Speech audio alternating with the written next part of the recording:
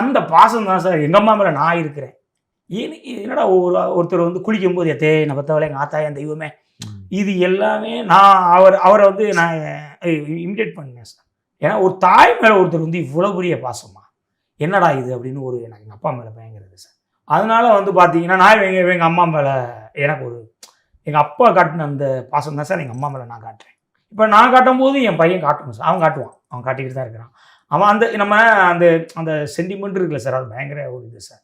நம்ம வாழ்க்கையில் எல்லாமே ஓடுறது வீடுறது எல்லாத்துக்கும் அதுக்காண்டி தான். இப்போ இதுவரை 10 படம் பண்ணியிருக்கேன் சார். எந்த படமுமே என் கற்பனையில் சில ஏரியாக்கள் தான் சார் கற்பனையில் இதை இப்படி பண்ணும்போது இந்த சினிமாட்டிக்காக மாறும்போது தான் சார் அது என்னுடைய இது இப்படி நகரும் அப்படிங்கிறது. மெட்டீரியலாக நீங்கள் சம்பவங்கள் எல்லாமே ஒரு கதையோட மெட்டீரியலாக நீங்கள் பார்த்தீங்கன்னா அது ஒரு ரியல் சம்பவமாக தான். எப்படி நம்ம மண்வாசனையில் வந்து ஒரு ஜல்லிக்கட்டில் ஒரு பொண்ணை அடவு வச்சான் ஒருத்தன், அந்த பாயிண்ட் இருக்குல்ல சார், அந்த பாயிண்ட் தான் சார் அந்த படத்தோட ஹோல். ஆமாம், அதுதான் ஹோலு. அதுக்காண்டி ஒருத்தன் வெட்டி போட்டு ஜெயிலுக்கு போயிட்டான், போனவன் மிலிட்ரி போயிருக்காங்கிறது ரியல் சம்பவமாக தான் சார் கன்ஃபார்மாக 199 இருக்கணும்.